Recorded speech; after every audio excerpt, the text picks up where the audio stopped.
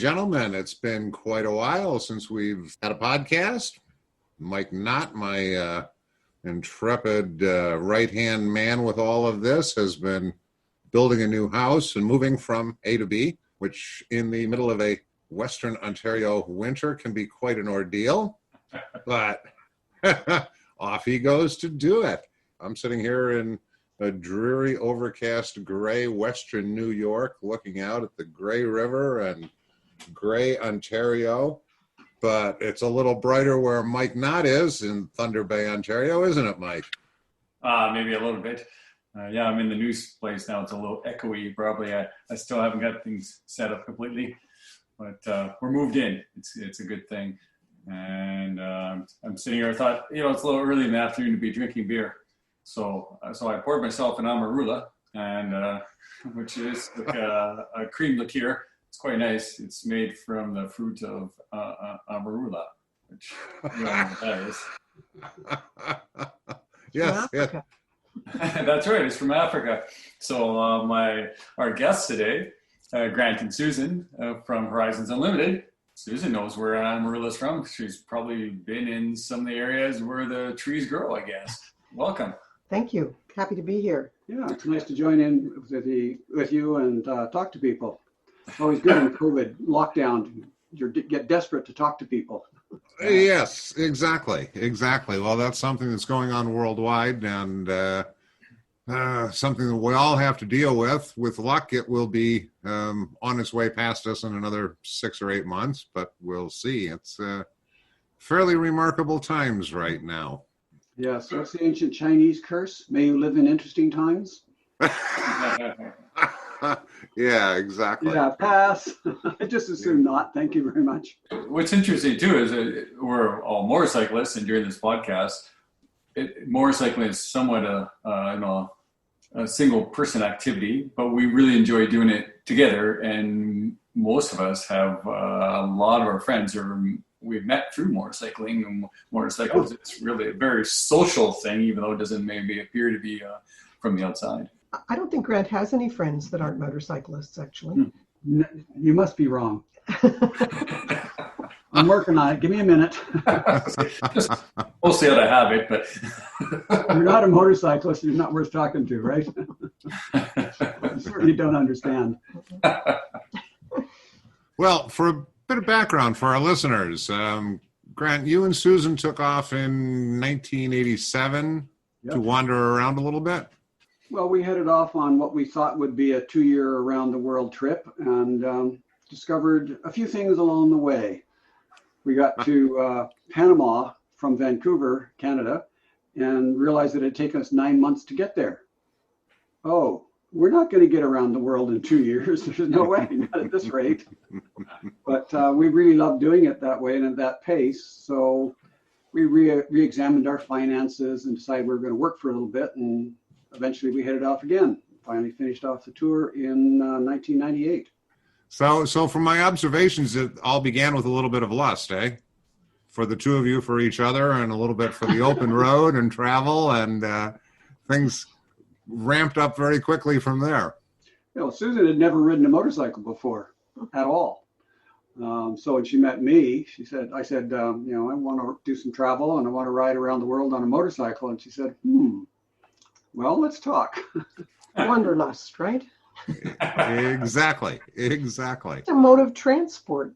Yeah, it's a great way to travel. I find backpacking you're too restricted to the bus depot. I mean, the number of times that I've pulled into a town in some strange little place and you see the bus depot and the backpackers getting off and they're looking for the closest accommodation within a block or two that they can carry their usually way overloaded backpacks to. And we're saying, what's the outside edge of town? What's out there? And we get these nice places and it's not crowded and it's quiet and we can be on the right side of town so that we can get out instead of having to go through town in the morning. You got so much more flexibility. And even many, many places where there is no bus route. Right. Well, and the other interesting thing about motorcycling versus being a backpacker, when you're a backpacker, you're simply one of the group. Like you mentioned, they get off the bus at the same time. There is a group. They're all people that have been traveling together, even if it's only for a very short bus ride. There is a group, and it's always difficult for the group to meld with the locals. Whereas the individuals, it's quite easy to. One of the things that I push hard often on tours is head off on your own or with one or two other bikes. Don't go in a big group, because when you stop, your group tends to be insular. We tend to look in at each other and talk to one another rather than looking outward and seeing what's there. And it's really remarkable how we can move through as a group and miss everything, or with the right direction, move through that same place and see everything, or at least a whole lot more. Well, Rob, how many times on tour have we seen that when we get a group of people come, so you have, say, 4 couples come or 3 couples, that they'll stick to just their little group, even though our tours tend to be a dozen, 15 people, so it's not like a ton of us. And when you get 6 of them stick off on their own every night for supper, and you think, we're all here together, and it's not like there's 50 of us that you got to meet. There's only 9 more people, but a lot of people are quite happy to do that, stick with what they know. Yeah, I think people go for what's safe, and safe is your friends, and to talk to somebody that you've never known, never met, and probably don't even speak their language is really scary, and it's really hard to get over that and to be that extroverted, as it were. Most people find that very difficult, so they almost instantly change to whoever they're with, whoever they know, and they talk to them. I look at actually when we were traveling, and I do regret in some ways the fact that we were a couple, because we could form our own little bubble in places and talk to each other and not talk to other people. So I think probably a single person is more forced to get out. But having said that, you're quite approachable as a couple compared to say 2 or 3 guys. People will come up to you, women will come up to you, family, friends, people, young people will come up to you, whereas they may be reluctant. We know they are to approach 3, 4 guys, for example, or even 2 guys. Forcing yourself to push out of your comfort zone is really what it's all about. To be in a place and to say, "Oh, I'm going to explore whatever there is here. I'm going to try and see what the locals do, and I'm going to try and eat where the locals eat, and not look for the nearest fast food, Or fancy hotel or restaurant. fancy hotel restaurant." I've done that in just even bigger cities. If you're talking to somebody at the hotel, ask them for restaurant recommendation, and often say, like, and I don't want the tourist one, kind of like, where would you go? If you're going to go out to eat tonight, where would you go? Well, and sometimes it's not the prettier part of town or whatever, but I don't have to carry a sidearm because I'll be in the United States. So, but yeah, like you said, and you see a different side and usually better food. Better food and cheaper too. Yeah. And one of the things about a motorcycle we've also discovered is it's way more approachable than a car or a 4-wheel drive or whatever. And we experienced that in Africa, where we would pull up to a gas station pump, and there'd be like a horde of people just swarming around the motorcycle. Like, "Oh my goodness, where have you come from? And what kind of gas do you get? What kind of mileage do you get on the bike? And How big's the gas tank was the popular one? how many miles have you traveled? Yada yada." And then you'd see people in like a 4-wheel drive, and they just completely ignore them because those people are rich tourists. Whereas a motorcycle is something that people locally can actually envision themselves having, and and kind of relate to in a different way. Yeah, you're more exposed, you're more approachable, you're closer to them, and they can see you. Whereas in a 4-wheel drive, you got tinted out windows usually in Africa, and you're just completely away and separate and a different level of being, and they just don't go near it. they're looking at you on the motorcycle usually because, like you said, there's kind of nothing hidden, so they can probably tell you're camping, you're traveling, you're dirty, and you got your tent in. Okay, by looking at you, they kind of know roughly what you're up to. But if everything's packed away in the truck, you have no idea. Yeah, you could be a local farmer or rancher or something that has all kinds of money, and they don't get along with that. Whereas on a motorcycle, you are clearly from a very long ways away, and they're very curious. Mm-hmm. It's wonderful to talk to them. And I mean, you get kind of tired of giving the same answers again and again and again, but at the same time, their reactions are always great, and it's nice to talk to them. And give them a little taste of what you're doing and kind of open their horizons a little bit to, there is more out there in the world than just the local area. And you get to talk to people. It's really interesting. Yeah, we aren't the fans of the types of people. We do know of them who've done things like packed their whole kit, enough food to be able to go all through South America without having to actually stop and buy anything. Water, supplies sufficient to go for thousands of miles. It's like, this isn't an expedition to Mars you're taking. You're meant to be going to places where people live and they eat and they have roads and you can buy things. Yeah. You shouldn't have to be self-isolating to the extent that you're just not. You can literally go from one end of the continent to the other without having interacted with people. That's not. Well, I see that around the area where we live a bit more. My friends do who are into hunting and fishing, so we get a fair amount of Americans who come up here to go fishing, hunting and fishing, more fishing. And like you said, they have the trucks loaded with jerry cans because otherwise they'd have to spend another $40 on fuel. And they have everything packed in there so they can go up, kill as many fish as they possibly can in the shortest period of time and go back home again. You kind of you're put off by that. Like, sure, you want to just buy a little bit of fuel from them and maybe a case of beer. Like, Jesus. It's not that bad. I'm always reminded of a story from a traveler who met somebody in Namibia, a couple in a Unimog. And they invited this guy on the motorcycle to join them for dinner. And they were both from a country in Europe. And they said, we have some great sausages and good stuff, fresh from home. You brought it all the way with you. They had brought all their food and huge tankfuls of water all the way from Europe to Namibia, and we're still eating European food. Yeah. Not bought a single thing local because the food's not safe in this continent. That is partially a sense of adventure. It's partially also information, and people only have the information available to them that they have. We sit back and comment, but the reality is that those people still were in Namibia, long way from home, one way or the other.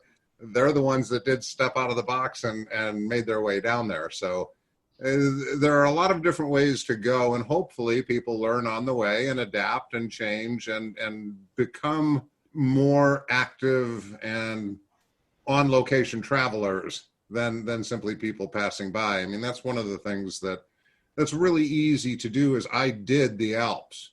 I did South America. I did, the Gobi Desert. Yeah. Well, you don't do any of that. you may pass through and be a part of, but if you're doing it, that's all kind of out of a box and out of a kit. But hey, they're still out there moving and they're doing it and they're trying their best. And I think that's the important thing is that they are actually doing it.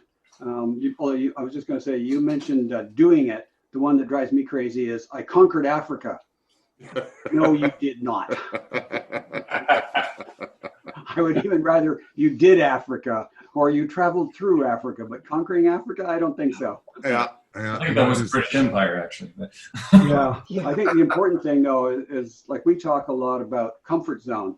Everybody has their own comfort zone, and you go when you are in your comfort zone, which has given you enough information to be able to feel like, yes, I can do this.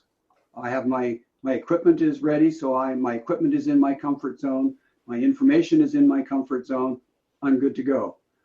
Your comfort zone will expand greatly as you travel and as you learn what's out there and what's available, and you get more comfortable with doing it.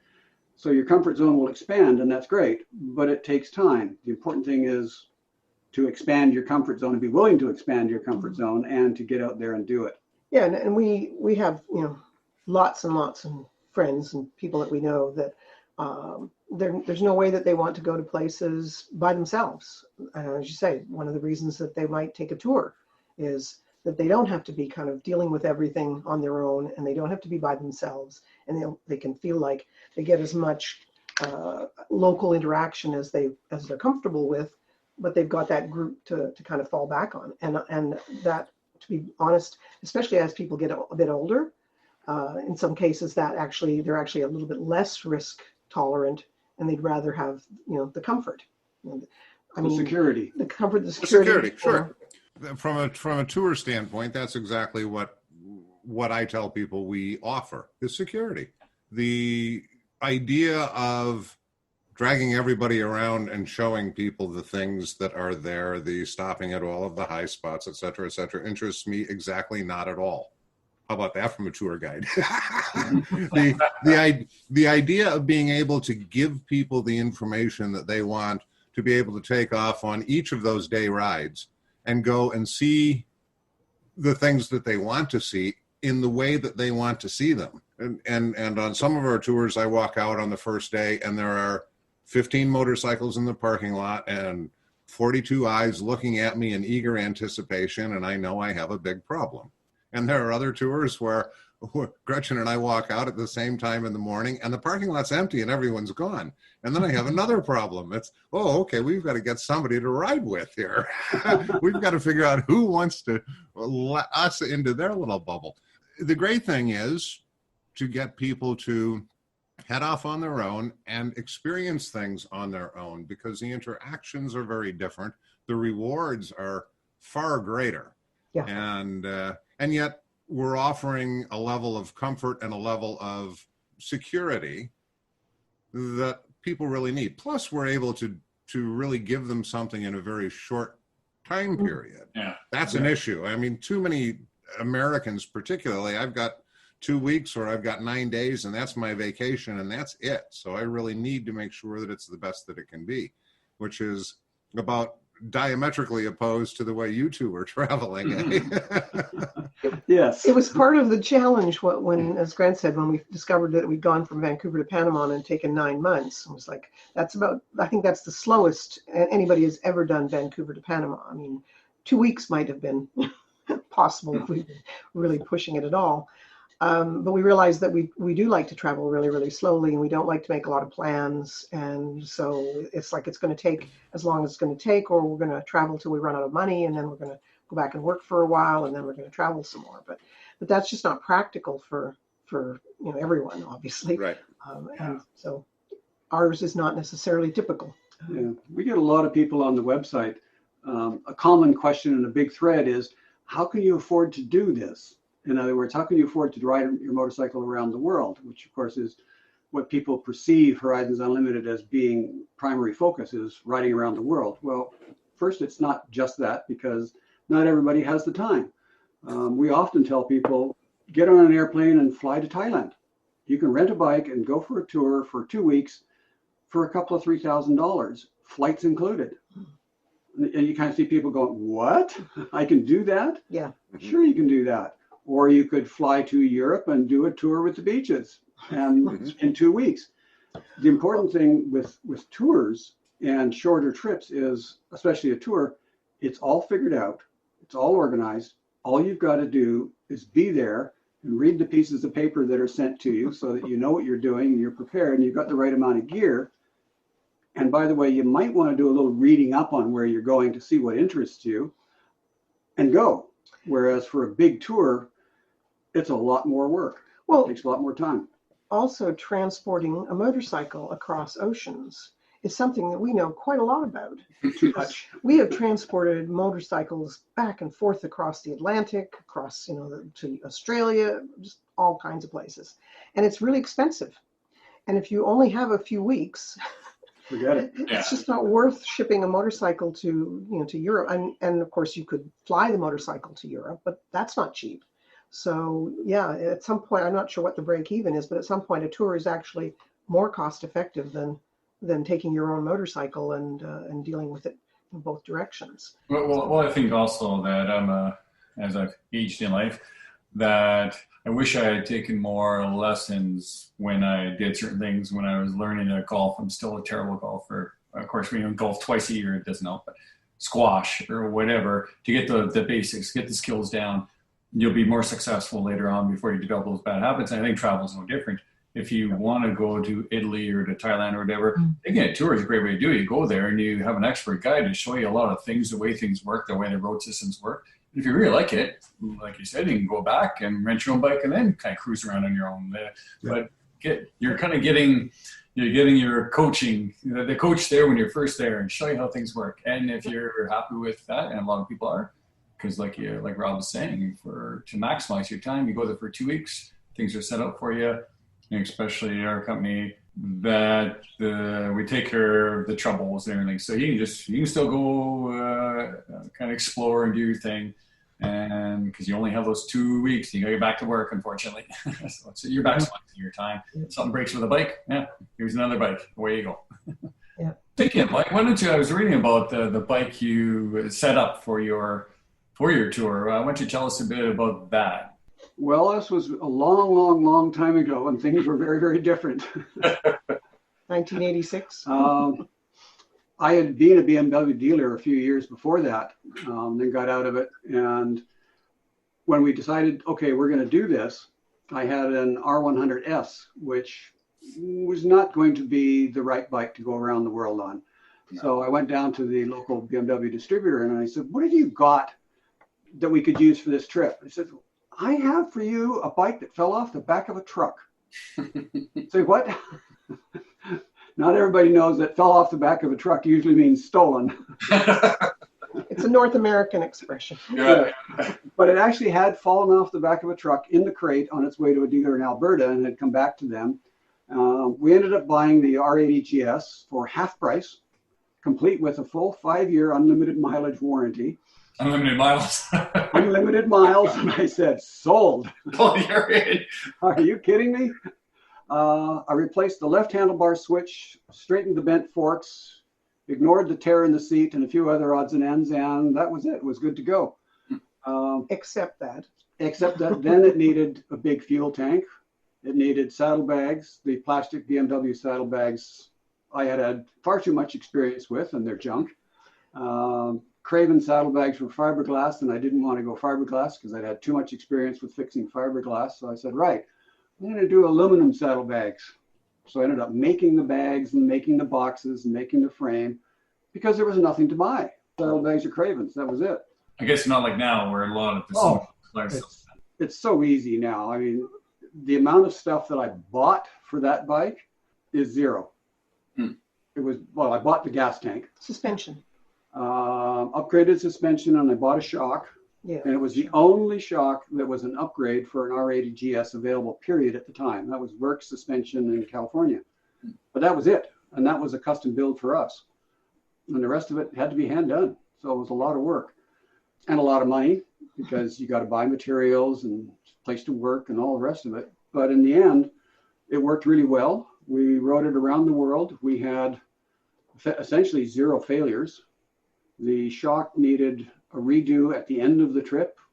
I actually drove right through the shop where it came from, the Works suspension in California, and they took it apart and looked at it and said, yeah, we really should replace the seals because it's a part and it's got 150K on it.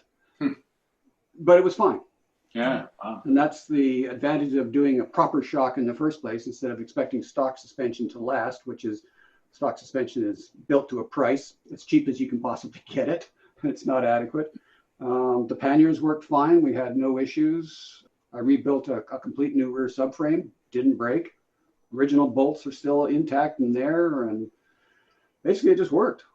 And I was very, very happy with it, especially when I hear some of the stories about bikes breaking on a constant basis. I know one guy rode around the world solo, and he went through 5 rear shocks on an R100 GS. Yeah. I mean, and this happens all the time. So prep is really good.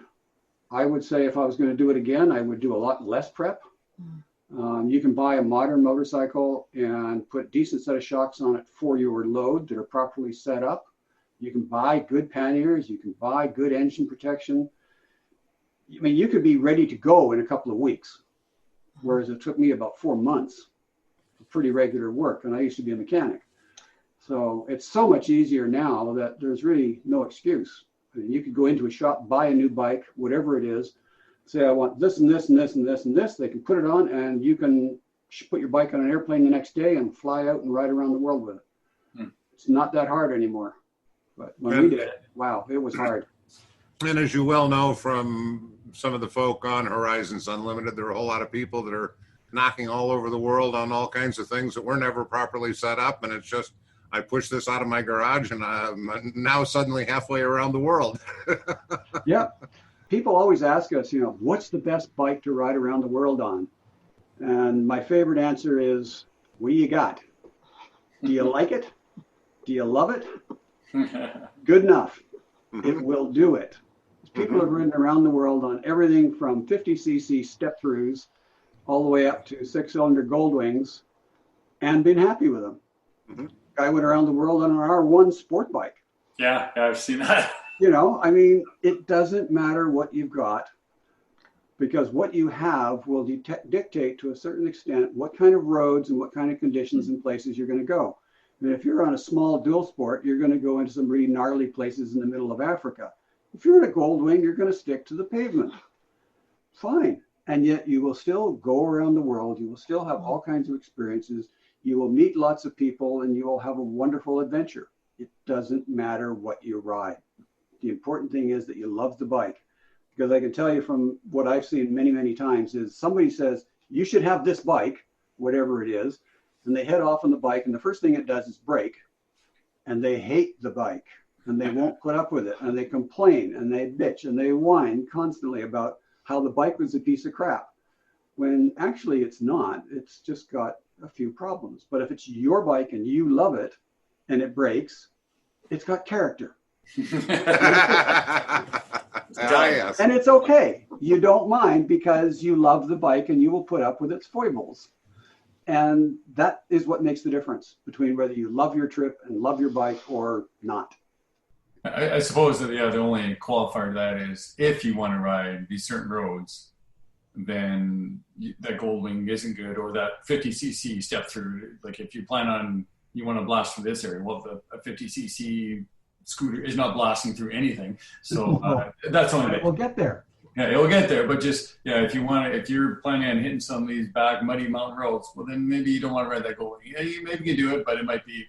But if you're riding a Goldwing, you're probably not interested in those roads. Yeah, for sure. If you were interested in those roads, you wouldn't have a Goldwing at home. Or you might have a Goldwing and a small dual sport. Yeah. And then you make your decision. We've also seen, we know of this happening, where depending on what your goal is for the trip, if your goal is to say, I did Africa, or I rode this long distance, or I went through this really amazingly gnarly sort of area. There are places where you can literally go 2 parallel roads, one of which will be pretty decent, paved, and the other of which will be like horrible, really terrible road with lots and lots of creeks to cross, etc. Guess which one some people will go on? Because that's where the photographs are. Because that's where the photographs are, and that's where the adventure is, right? Yeah. Now, you take those some people and say, oh, by the way, you want to do this 2-up? Yes. Totally different perspective. What interest does she have in that? Yeah. So, you can do it hard or you can do it easy. You can pretty much go around the world on paved roads, everywhere. Yeah. You just have to decide what kind of trip you want. Yeah. Actually, I've said that before about riding from here. We've gone to Toronto a few times, so that's 1,500 kilometers. We'll usually stop halfway. Only done it a few times on the motorcycle, and I've had friends say, you didn't ride the bike right through? And I'm riding with my wife. And they said, I would just go straight through. I said, oh yeah? Would you sit on the back of the bike straight through? Oh no. Well, one of us has to. That's right. Yes, So, I remember years ago we had an event in Mexico and got chatting with some of the guys that had come down from the States, and one of them was like, wow, I really wish my girlfriend would come with me. This was, this is so great. I'm like, okay, so tell me about how many miles do you ride in a day? Oh, 1,000 at least. I'm like, well, that's your first problem right there. Yeah. Getting somebody to be happy to ride 1,000 miles a day for X number of days. I mean, we typically. They're already dead. They're already dead by the. No sale. 200 or 300 miles is what typically we would do in a day. Yeah, on a big trip. I mean, we've done across Canada. We did 500 miles a day. 500 miles a day was average, and that's a decent day. But in the third world, I mean, I know people that say, "Well, I'll do 500 miles a day in Africa." No, you won't. Yeah. Not a chance. Yep. It's a whole different scale of speed. I remember there's a couple from Japan. They were on C90 Hondas, and there was another couple of guys from Ireland on a pair of XR650s. They met in Cairo, and they said, "We'll see you in Cape Town." Guess what? They arrived in Cape Town on the same day. Mm-hmm. Wow. Yeah, isn't that remarkable? Yeah.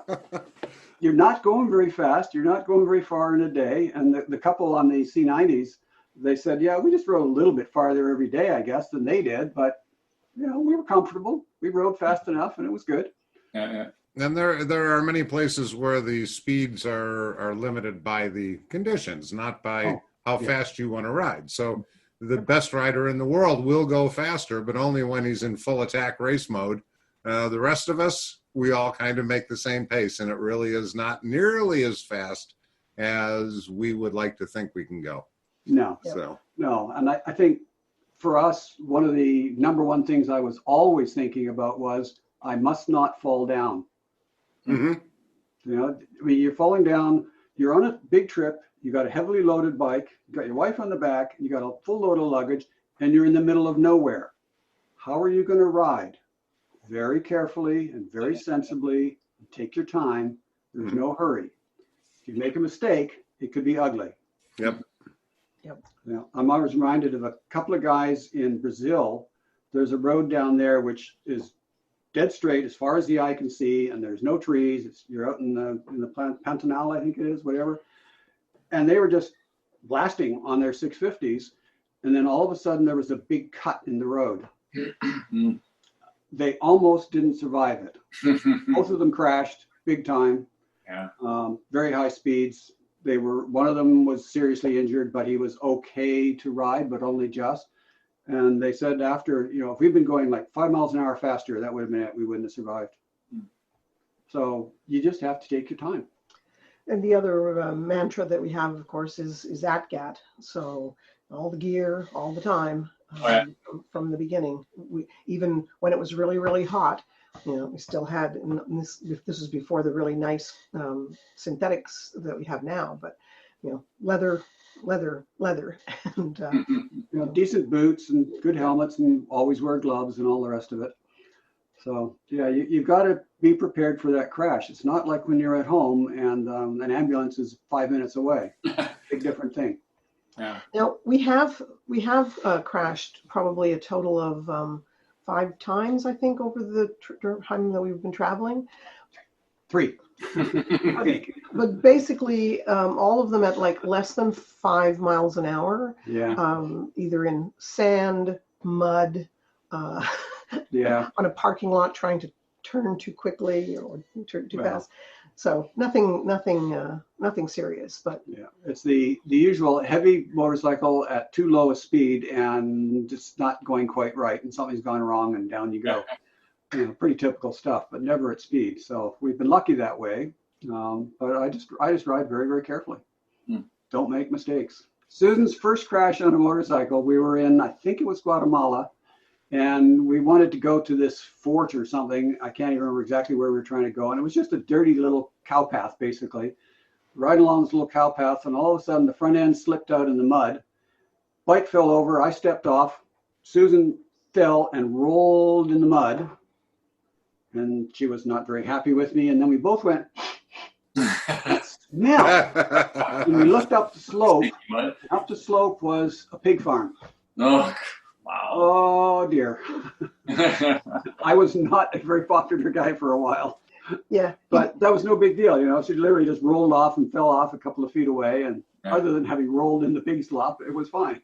Yeah, but you notice that he stepped off because he was expecting that to happen and left me to just roll off. Well, I've had a few more crashes than you have. Yeah. Well, that's, I know Rob was saying you have some rules of the road, and he's got a few he likes. Sure. Okay. What were the couple you liked that they had there, Rob? Number 7, in a strange city where you don't speak the language, or in any third world country, one practical thing a day is all you can reasonably expect to accomplish. The thing that is fascinating to me when one gets away from normal life is how different so much of the rest of the world is in so many ways. I would say that 80% of the population of the world probably thinks that we live at a frantic pace. Yes. And the idea that we would go out and do this and this and this and this and this and this in the day while we were out on the road, besides working and doing everything else, is ridiculous to most people who just kind of live at a whole different pace. Yep. And so that was one of them that caught me is, hey, folks, just realize that things don't happen like they do at home, and you can't force it. You can't make it happen. You can be as mad as you want to and leaping up and down and red-faced or as disappointed or whatever, but it's still going to happen in the speed that it goes locally. Yeah. And I think the important thing on that is that you said, no matter how mad you get, that's not going to speed it up. It's going to slow it down. No. It's going to take longer. No. Yeah, the old saying, if you don't like this speed, you're really going to hate the other one. Yeah, exactly. So yeah, one of the things that just popped into my mind was a fellow on tour whose luggage didn't show up. Now, in all the years that we've been running tours, which is like forever, I don't know that we've ever had any luggage that actually truly disappeared on the way in via the airlines. There has been luggage that has been late, but not disappeared. And this guy showed up a couple of days early and his bags weren't there. And they checked and they figured out where the bags were and said, they're going to be in tomorrow. Well, he wanted me to go to the airport and double check because over the phone wasn't enough. And I said, no, I'm not going to do that. The next morning I had to go pick someone else up. And off I went to the airport, and he wanted me to stop at the luggage counter. And I said, they said it's going to be in this afternoon. He said, no, I want you to go talk to those people. I said, what do you think? They have your bag, specifically your bag, hidden under the counter, and they're holding it there until you show up and are mad enough to actually pick it up. I said, come on. No, until Rob Beach shows up and tells them, hey. Oh, but it's just the idea that was going to make a difference. And then the number 10 is the other one. Be flexible, don't be in a hurry, and keep smiling. Amen. Because flexibility is it. Hey, I'm only getting one thing done today, and I've got 3 things that really do need to be done. So A, I've got to not be in a hurry because it's not going to happen any other way. B, be flexible. The thing that fascinates me is how walking into a room with a big smile on your face generates 25 smiles in return. Yes. And walking in with a big frown on your face generates 25 frowns in return. And, people are equal opportunity sort of individuals all around the world. Yeah, we're a big fan of when you have 2 ways of approaching a problem. You can either say, my day is going to be shit. This is going to be a real problem. That's going to be horrible. And I'm going to get all pissed off. Or this is going to be interesting. I wonder what sort of procedures they have. And it's going to be a fun day. Take your pick. Mm-hmm. You decide what kind of a day it's going to be. And this happens all the time at border crossings. You can get pissed off. Doesn't do any good. It slows you down. It's going to cause more problems, and it's going to cost you more money, and it's going to take you longer. Or this is going to be interesting, and have fun with it. And walk in with a big smile. Shake the guy's hand, especially in Latin America. First thing you do, shake the guy's hand. Arab Africa, walk in and shake the guy's hand. Say welcome, hello, whatever in their language if you can. It makes a huge difference. Grant learned this lesson, or at least had it reinforced, at the border between Libya and Egypt, crossing overland, and discovered that the process for getting into Egypt with a motorcycle or a vehicle was basically an all-day exercise. Oh, wow.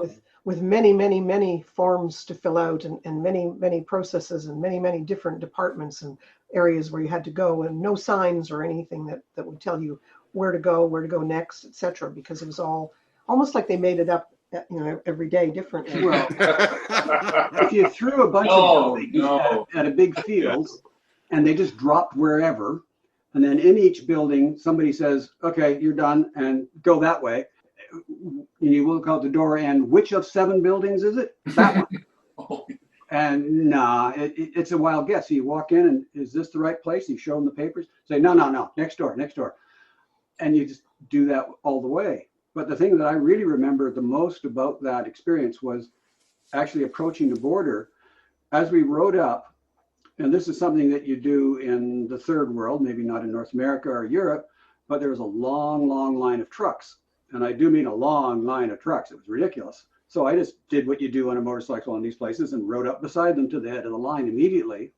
Got to the head of the line, and there's a boom gate. And I said to the guard, how long is it going to be to get in? He says, oh, it might be a few hours. I'll let you know. And I said, shukran, which is Arabic for thank you. And he looked at me with a big smile on his face, and he says, oh, you speak Arabic. And he said that in English. Welcome to my country, and raised the gate and waved us in. Wow. One word. Shukran. Thank you. Learn a few words of the local language. It says you're trying to be part of their community. You're trying to communicate with them. It puts you on a whole other plane of how you deal with people. And when he said no, it's going to be a few hours, I said, okay, shukran. Yeah. And that was cool. So it makes a big difference. Yeah. There's a joke about, what do you call someone who speaks 3 languages? Trilingual. What do you call someone who speaks 2 languages? Bilingual. What do you call someone who speaks 1 language? English. Yeah. Try and add a few words. Try and speak a few words. Yeah, I know somebody who says I speak 27 languages, 5 words in each, Yeah. but 27 languages. Beer and toilet in The primary ones. Yeah, exactly. Well, a thing too, I've always tried to do that in the countries we haven't gone to that many, but so I know some Spanish, and I know a decent amount of German now, and a little bit of French, just because they make us here in Canada.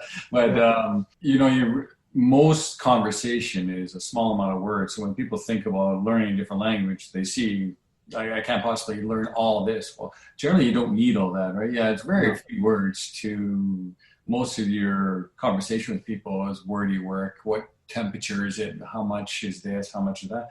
But generally all the same words. So yeah, like you're saying, with a few words, you can get a fair amount accomplished. Yeah, and they love it when you try. I mean, even in France, my French I learned in high school and only passed because my teacher said, if you promise you won't take any more French, I'll sign it. I said, okay, deal. So my French is really bad, but even there, the fact that I was trying seemed to get a much more positive response. Yeah. They might correct my pronunciation or my words or whatever, but yeah, you're trying, and that makes the difference. And then even for understanding them, I find with the French, you pick up every certain word and like, okay, I got what he's telling me. So when I've been driving the van and he wants me to bring the luggage here or there, you just pick up the odd couple words and like, oh, okay, got it. I know what he wants now. All right, I can do that. Yep. Yeah, I think I know 1 word in Swahili. It's jumbo. Yeah. Which came in handy when we landed in Kenya with the motorcycle and had to put it together while a whole large crowd had sort of gathered to watch us putting the bike back together again so we could ride out of the airport. And the fun part there was we were unloading the bike from the crate, which we'd had to have a crate to put it on the plane there. And as I'm taking it apart, somebody says, what are you going to do with the crate? Says, I don't know, do you want it? Yes. And he and several other guys took the crate apart for me, helped us unload the bike off the crate, and the crate disappeared. Gone. Done. Not a problem.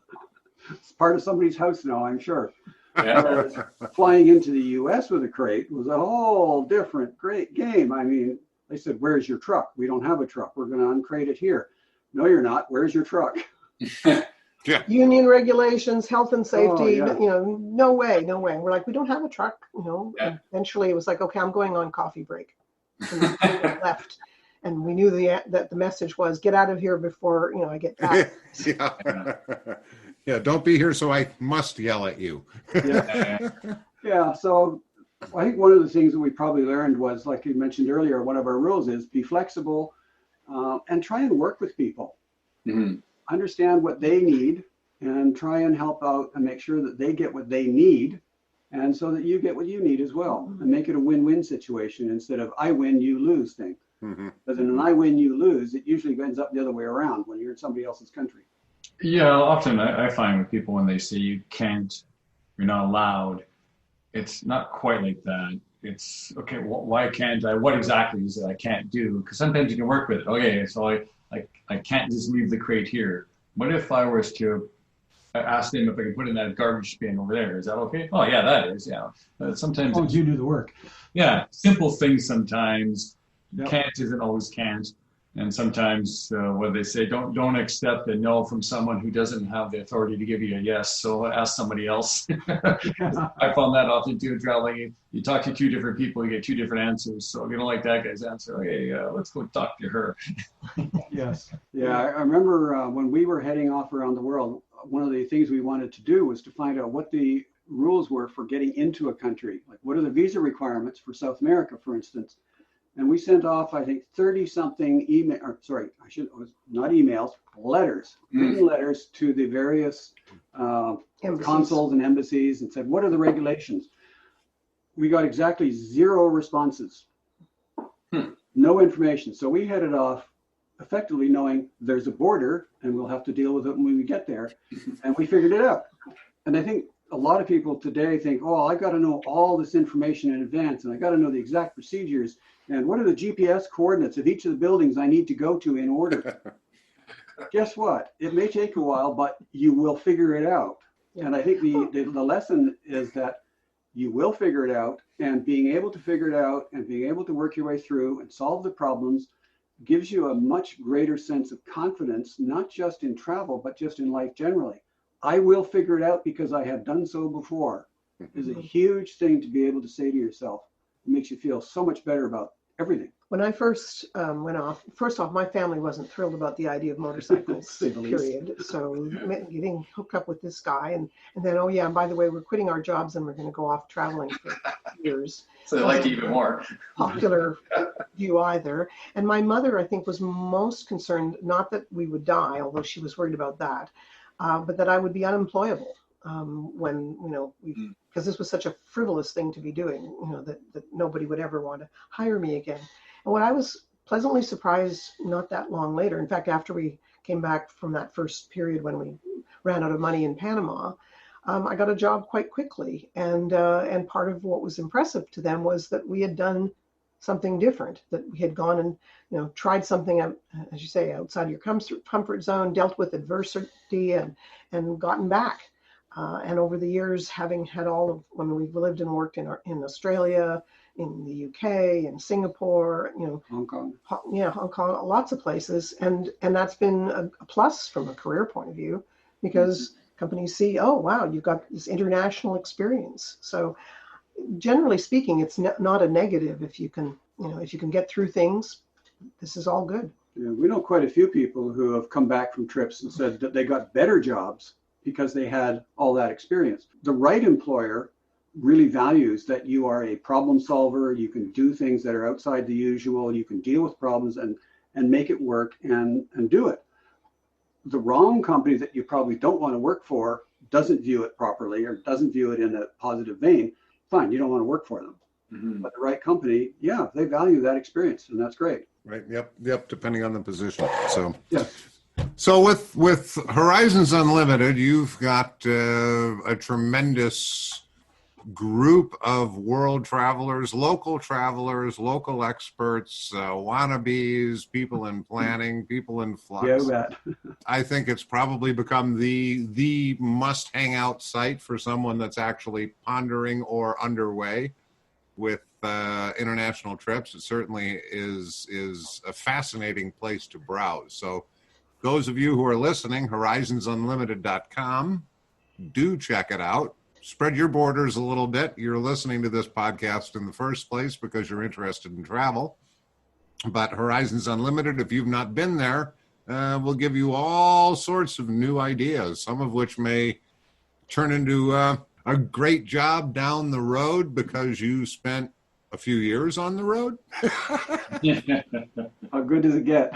Yeah, we invite everybody to come and visit. There's so much there. Just make sure you got a little bit of spare time. In fact, a lot of spare time, because there's, I don't know, 100,000, couple of 100,000 pages, and there's so much information that will inspire you and inform you to get out there and see the world, whether you start with a tour like with Rob, which is a great way to get started, or go off on your own. There's lots of ways to do it. And I think the important thing that I always remember is it doesn't matter how you do it. It doesn't matter what you ride.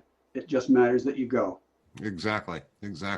So there are HU meetings around the world at different times. Tell us a bit about that, because maybe somebody's got something like that going in their backyard. Well, obviously, 2020 hasn't been a brilliant year for meetings because of COVID. We managed to do 2 this year, one in France and one in South Africa. But in a normal year, we might be doing anywhere from 15, 20 meetings at a time during the period from kind of April till November, December. And they're all over the world. I mean, literally, they're all over Europe, Germany and France and Italy and Sweden and Romania, etc. North America, South Africa, South America. So one of the things we encourage people to do is, if you're planning a trip, look at the schedule and look at where the Horizons meetings are. And if you kind of drop in, if you will, you'll get a very warm welcome. People are always happy to meet people from other places, and you'll also meet some people locally who can potentially show you some things that you wouldn't otherwise find in that location. But basically, they're all run by volunteers, and that's why they're all in different locations. And the whole idea is to basically inspire people to get going, give them the information they need to start planning a trip, and connect them with other travelers. So we literally get people dropping in from wherever into our events. For example, in Western Canada, we get people from Europe, we get people from South America, etc. And then we let them tell their stories, and they inspire other people, to go off traveling. So it's a nice, what we call a virtuous circle, because, to be blunt, if you've done any kind of traveling and you come home, typically your friends and family will only want to hear your stories once, if that. And then they're like, okay, come on, let's get back to normal, right? Yeah, what's the football game? So we say, come to a Horizons meeting, and you'll get a very, very warm audience, and you'll also get some ideas about where you want to go next. I would say that 100% that's the case for Bonnie and I, that nobody else in my family rides a motorcycle that has interest in it. They're interested in anything that involves a stick or a ball, and it kind of and I have little to no interest in that. And so, you come home from this trip and you've seen some amazing things and places, and they're not really interested in it. It's not the thing. I don't quite understand it. Apparently, and I've known it for a while. I was probably the smartest one in the family. But well, the way we put it is, Horizons Unlimited is the family that you would have if you'd been able to choose your family. Yeah. Global community. Yeah. Speaking of communities, we've got 820 communities around the world. And the HU communities are basically a mailing list of people in a particular area. Like Melbourne was the first community we had. They said, we want to be able to connect with travelers coming to Melbourne. And we said, okay, let me think about it. So I set up a mailing list, and now there's this 800 and something community list, where if you're going somewhere and you want to know about the local area, or you just want to meet some local people and go out for a beer or whatever, you can write to the list and say, hey, I'm coming, I'll be there on such and such a day. And people say, hey, yeah, come on, you can stay at my place. We'll show you around. We'll take you out on some rides. You can meet some local people. You need your bike fixed, not a problem. I know Joe's got a workshop, and I know the best dealer in town to fix your bike if you need parts or whatever. And everybody gets together and shares and connects. And it's a really great way to connect with people from around the world. And the local communities use it as a mailing list to say, hey, let's go for a ride on Sunday. So that works all over the world. And it's amazing when we get somebody from, I remember one guy in South America went to Australia for a trip, and he got there and he met the Melbourne community, and they showed him around and had a great time. And then a few years later, one of the guys from the Melbourne community said, I'm going to tour South America. So he wrote to the South American communities, and guess who was one of the guys in it? This guy had come to Australia. So they were immediately best buds, had a great time, really enhanced the trip. It works out really well. So that's something to check out on the websites. Check out the communities. There's the destinations which has basically probably 600 now bucket list type destinations for motorcycle travelers that we're encouraging people to check them out. It's there's a Google Maps interface, etc. And if you've gone somewhere and you have a picture or a story or whatever, kind of add to it.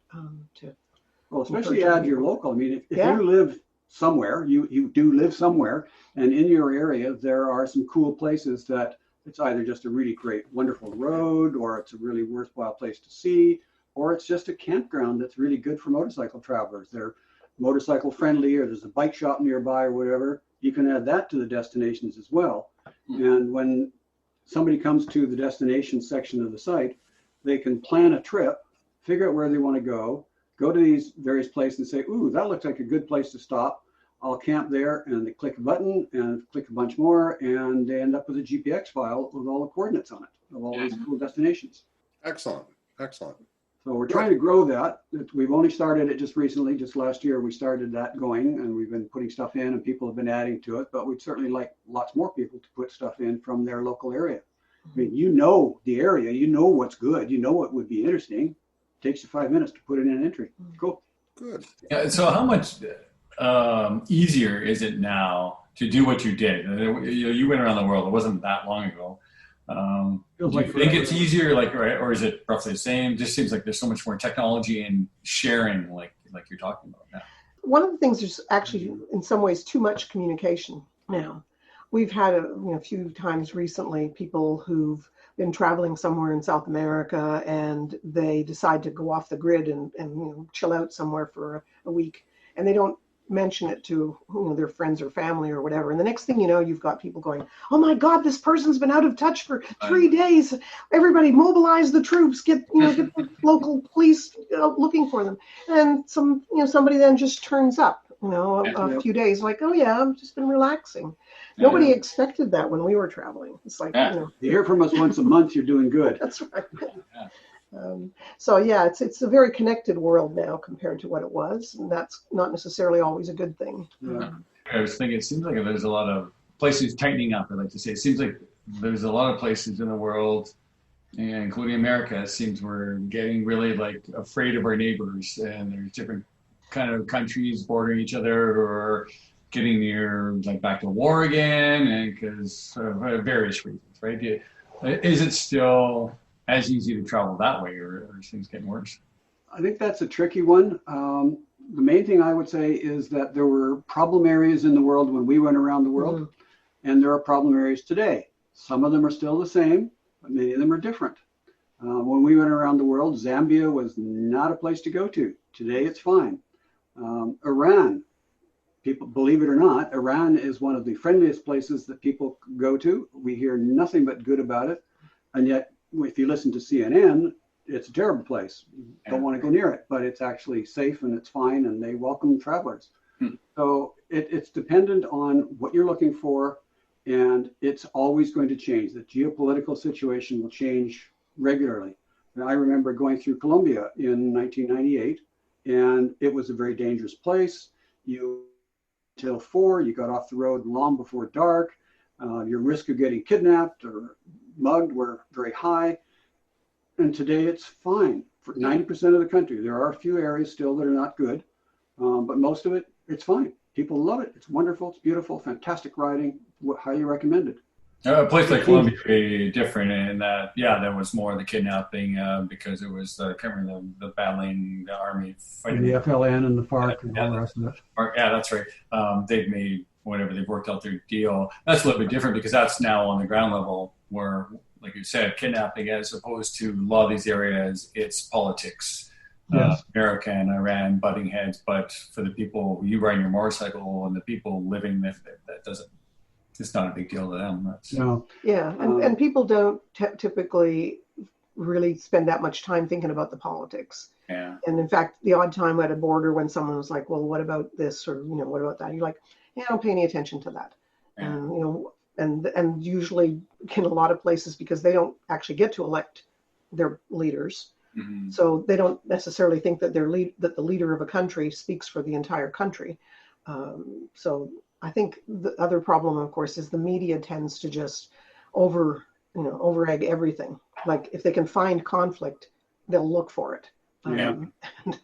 And if you watch the news, you'll find often that the same video clip gets played 10 times while the announcer is speaking, just slightly different angles, or maybe there's 2 clips and they're interspersing them, and it looks like it's a really terrible problem.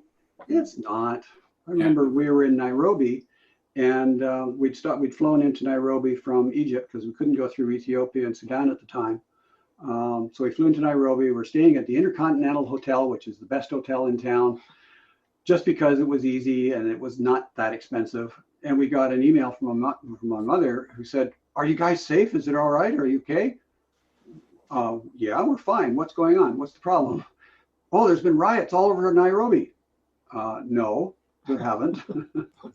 We hadn't heard anything about it. We'd seen nothing.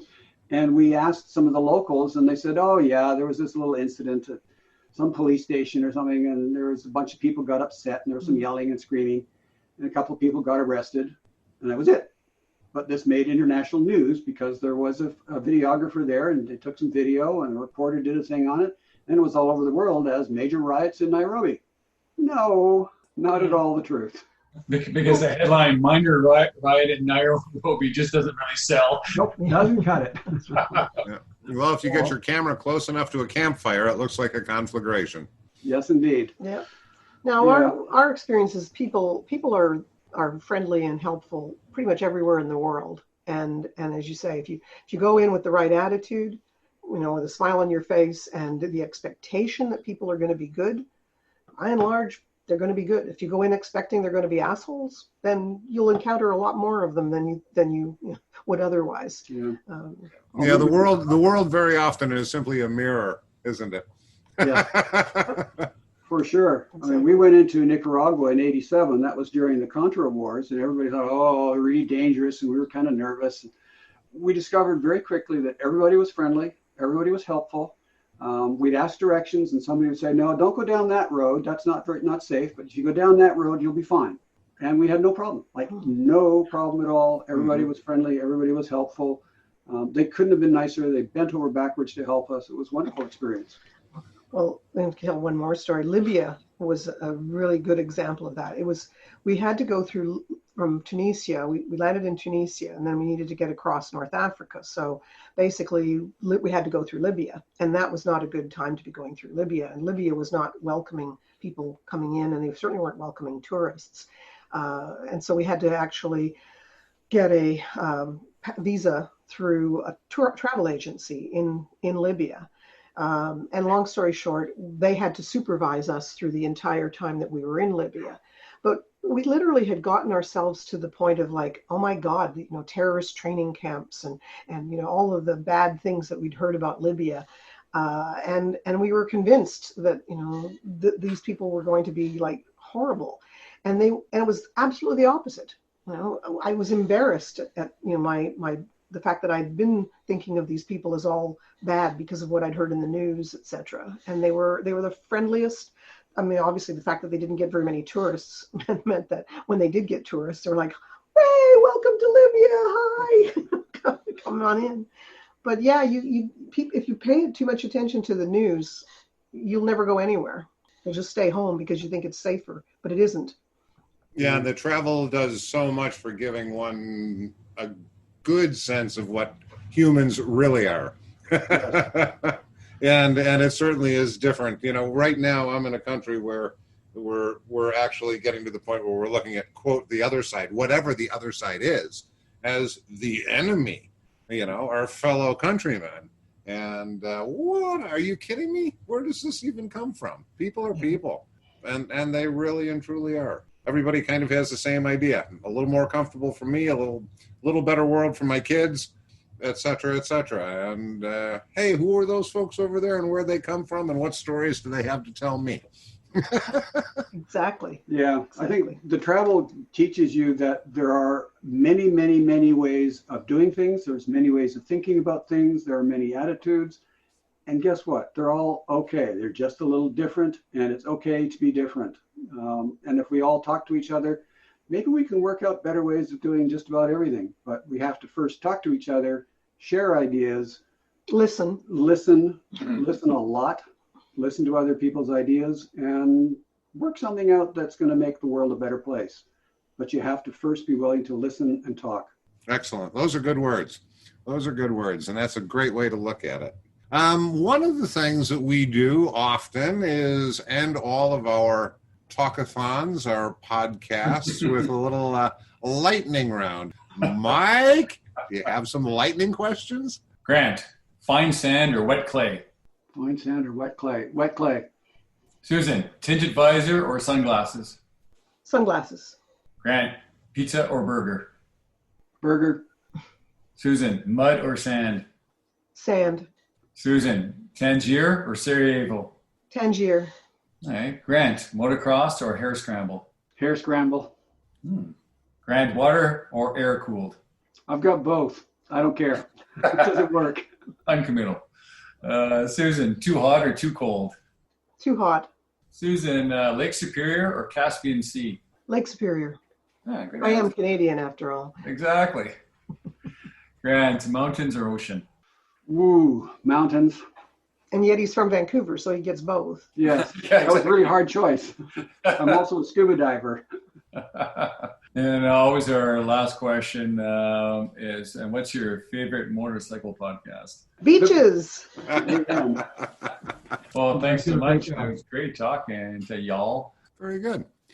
Well, I certainly appreciate both of you taking the time to talk to us, and hoping that lots and lots of folk that listen to this will check out Horizons Unlimited, because it's a super amusing place to poke around a little bit. There's some great stories there and some really, really great resources.